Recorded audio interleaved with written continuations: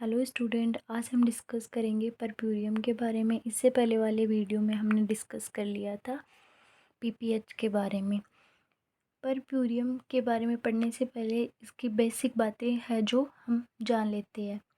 तो परप्यूरियम क्या होता है? तो परप्यूरियम है जो क्या है, आफ्टर डिलीवरी के बाद में की स्टेज नहीं बोल सकते, आफ्टर जो डिलीवरी होती है, ठीक है, लेबर या डिलीवरी, ठीक है, या फिर लेबर, उसके बाद में की जो स्टेज है वो है परप्यूरियम।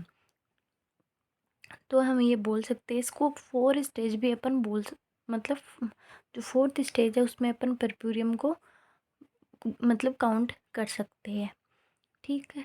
तो ये होती क्या है? तो ये पहले कब कहाँ से चालू होती है, कब कहाँ तक जाती है, मतलब इसका जो इम्पोर्टेंस है वो हम सारी बातें इस वीडियो में आज पढ़ेंगे। तो period of following after birth and up to 6 week, ये हमने पढ़ लिया है कि आफ्टर डिलीवरी के बाद में, है ना। फॉलोइंग आफ्टर मतलब जो डिलीवरी हुई है उसको फॉलो करता हुआ, उसके बाद में, जस्ट उसके बाद में बर्थ से लेके 6 वीक तक का जो जो टाइम पीरियड होता है, ठीक है। डिलीवरी के बाद में 6 वीक तक का जो पीरियड होता है उसको अपन क्या बोलते हैं? परप्यूरियम बोलते हैं। इसमें होता क्या है? तो इस ये एक कभी भी ये नहीं बोलेंगे अपन कि एक वो है प्रोसेस है, ये प्रोसेस नहीं है, ये एक टाइम पीरियड है, ठीक है। टाइम पीरियड कब से लेके कब तक का है? तो अपन बोल सकते हैं कि जो बर्थ होता है बेबी का उससे लेके 6 वीक तक का जो टाइम होता है उसको परप्यूरियम बोलते हैं। आप बोलोगे इसमें होता क्या है? तो इसमें क्या होता है, जो प्रेग्नेंट जो लेडीज़ प्रेग्नेंट हुई थी, जो उसमें अपन आगे इससे अगला वाला टॉपिक पढ़ेंगे जिसमें अपन पढ़ेंगे फिजियोलॉजिकल चेंजेस, है ना। उस टॉपिक में है कि जो फिजियोलॉजिकल चेंजेस हुए थे बॉडी में प्रेग्नेंट वुमेंस के, वो अपनी जो पेल्विक ऑर्गन है, ठीक है, वो अपनी जो पहली प्री प्रेग्नेंट्री स्टेज है उसमें वापस रिवर्स बैक आते हैं, ठीक है। जैसे यूट्रस की साइज क्या हो गई थी? बिग हो गई थी, ब्रेस्ट बिग हो गए थे, मतलब जो सारी अपन बात करते हैं जो प्रेगनेंसी है उसमें जो चेंजेस आए थे, ठीक है, उनको वापस प्री प्रेग्नेंट्री मतलब जो पहले थी वो उसी सिचुएशन में आना क्या बोलते हैं अपन? प्रीपीरियम बोला जाता है। ये एक पीरियड है, ठीक है। और ये प्री प्रेग्नेंट्री स्टेज में आने को अपन क्या बोलते हैं? इनवोल्यूशन बोलते हैं। और ये इनवोल्यूशन एक क्या है? ये एक प्रोसेस होती है, ठीक है। अभी अपन इसके बारे में पढ़ लेते हैं। The period following after birth and up to 6 week, ठीक है। In this period all the pelvic organ revert back in its pre pregnant stage known as involution, ठीक है। The female that in period, जो इस period में होती है, इन puerperium period में होती है, ठीक है, मतलब उसने बेबी को बर्थ दे दिया है, उस प्रेग्नेंट लेडी को अपन क्या बोलेंगे? प्रेग्नेंट नहीं है अभी वो, उसको अपन क्या बोलेंगे? तो उसको अपन बोलेंगे परप्यूरा, जो परप्यूरियम स्टेज में है, ठीक है। The female let in period of puerperium is known as purpura.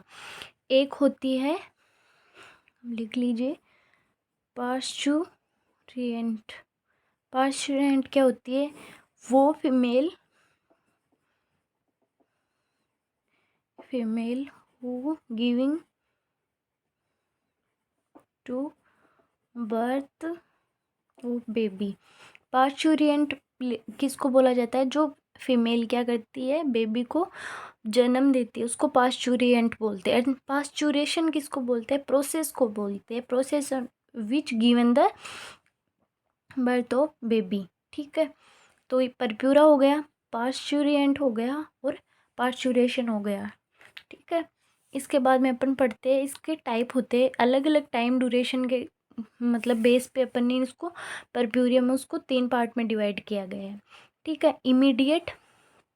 Immediate, early and delayed, या फिर इसको लेट बोल सकते हैं या रिमोट बोल सकते हैं। इमीडिएट का क्या मतलब होता है, तो इमीडिएट का मतलब साफ दिख रहा है अपन को।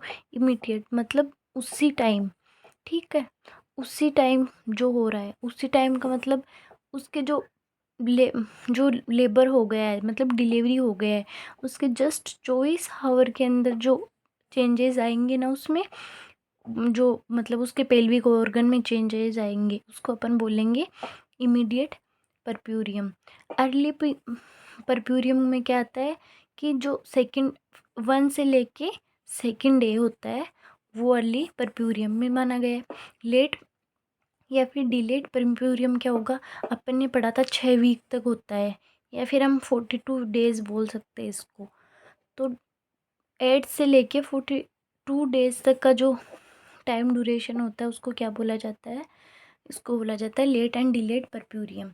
ठीक है, अब हम बात करते हैं कि जो इस अपन ने बात तो कर ली कि जो परप्यूरियम है इसमें क्या होते हैं, ऑर्गन में चेंजेस होते हैं।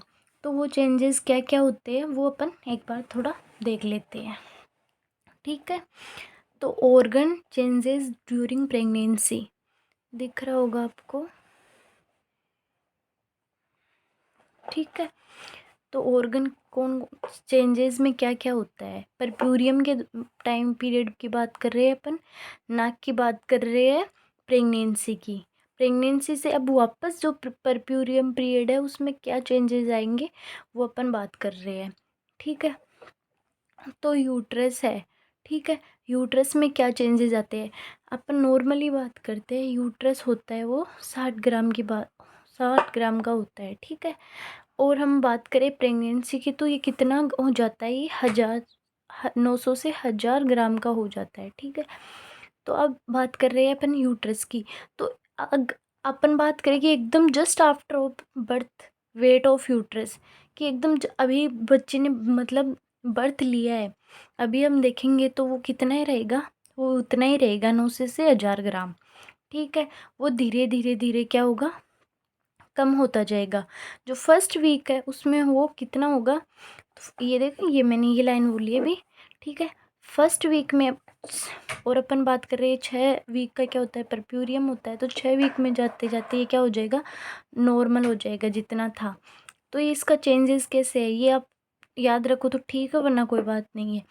जो 1 वीक है, ठीक है, उसमें ये 500 का होता है। 2 वीक है उसमें ये 300 का चला जाता है। ठीक है, ये 6 वीक में आते आते ये 60 ग्राम पे या 50 से 60 ग्राम पर आ जाता है, क्योंकि इसको अपनी नॉर्मल जो प्री प्रेगनेंटरी स्टेज थी उसमें वापस आना है। ठीक है, अब बात करें measurement of uterus just after delivery, delivery की जस्ट आफ्टर की बात कर रहे हैं अपन।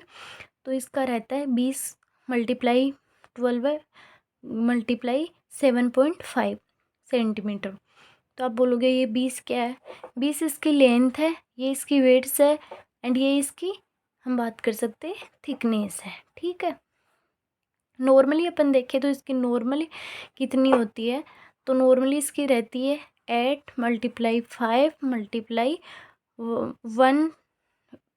1.25 से लेकर 2.5 तक हो सकती है। ठीक है, अब हम बात कर रहे हैं कि जस्ट आफ्टर डिलीवरी फंडस कहाँ लाइज होता है, तो fundus lies in between symphysis pubis and umbilical B, जो अपन बात करें ये है। ठीक है, सबसे ऊपर जिफोइड प्रोसेस होता है यहाँ पे। ठीक है, ये अम्बिलिकल नहीं पेल्विक, ठीक है, सिम्फाइसिस प्यूबिस है, बीच में क्या होता है अम्बिलिकस। तो just after delivery fundus lies in between symphysis pubis and umbilicus, इन दोनों के बीच में यहाँ पे रहेगा। ठीक है, fundus just 13.5 centimetre above the symphysis pubis, जो सिम्फाइसिस प्यूबिस है अपन ने बात की, ये सिम्फाइसिस प्यूबस इससे 13.5 सेंटीमीटर क्या होता है, ये अबो रहता है। और ये पर डे कितना मतलब इसमें जो देखने को मिलता है, तो ये 1.25 पर डे है ना, पर डे। ये क्या होता है, इसकी हाइट डिक्रीज होती है, और ये 6 वीक पे आता आता कहाँ आ जाएगा, वापस पेल्विक ऑर्गन बन जाएगा, सिम्फाइसिस प्यूबिस पे आ जाएगा। ठीक है, ये बात कर ली, कुछ एक्स्ट्रा बता रही हूँ वो लिख लेना आप साथ में। इसके बाद में अपन बात कर रहे हैं कि after the birth atrophy in cell are common. Atrophy का क्या मतलब है कि उनके साइड, एट्रोफी का मतलब यहाँ पे साइज से होता है, यहाँ पे क्या साइज से ही होता है। साइज मतलब बर्थ के बाद में जो सेल की साइज है वो क्या होती है, डिक्रीज होती है, ठीक है। But not decrease count of cell, cell तो उतनी ही रहेगी, बट ये तो है नहीं कि उसकी सेल के अमाउंट भी कम हो जाएंगी, वो उतनी रहेगी। After birth expression of placenta, अभी हम बात कर रहे हैं कि कैसे सब इन्वोल्यूशन होता है। तो जैसे ही बर्थ होता है उसके बाद में क्या होता है, एक्सप्रेशन होता है। फिर ये प्लेसेंटा का एक्सप्रेशन होते ही क्या होता है, एस्ट्रोजन एंड प्रोजेस्टेरोन की जो है अमाउंट वो डिक्रीज हो जाएगी, क्योंकि प्रेगनेंसी में एस्ट्रोजन एंड प्रोजेस्टेरोन सिक्रेट कर रहा था प्लेसेंटा, ठीक है। ये डिक्रीज क्यों होंगे, क्योंकि अब क्या करना है, यहाँ पे क्या होगी क्योंकि देखो जैसे ही ये प्रेगनेंसी हुई उससे क्या होगा, कुछ टीयर होंगे, ठीक है, उसको हीलिंग की ज़रूरत होगी।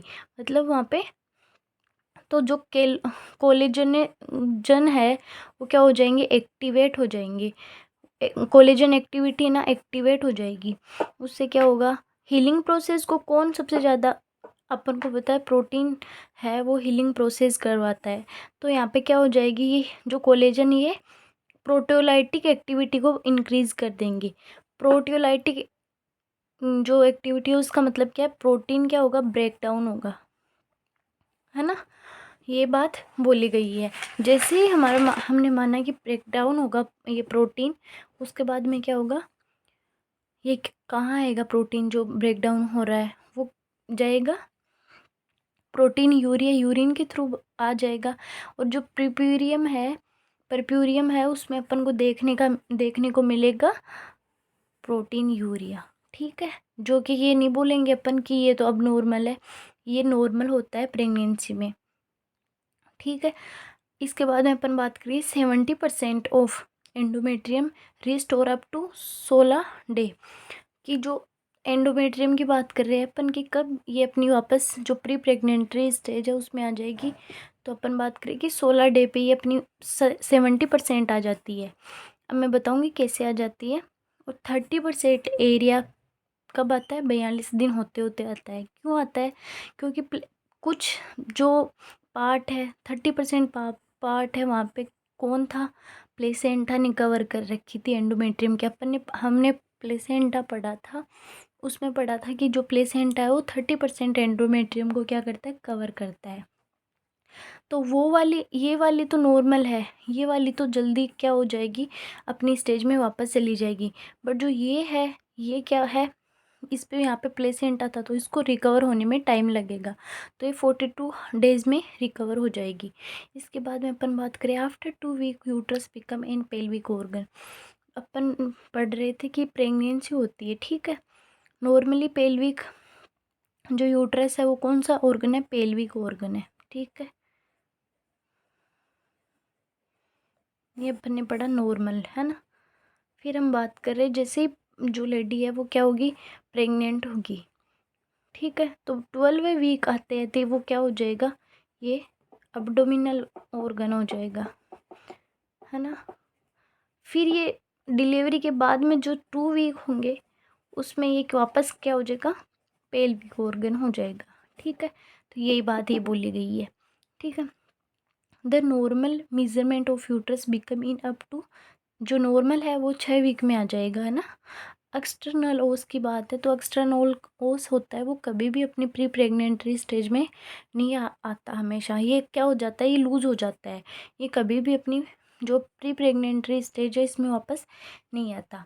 इसके बाद में अपन पढ़ते हैं लोकिया, जो कि इस ये अपन बात करते हैं प्रिप्यूरियम, इसमें एक इम्पोर्टेंट टॉपिक है, ये अपन नेक्स्ट वीडियो में कवर कर लेंगे। Thank you.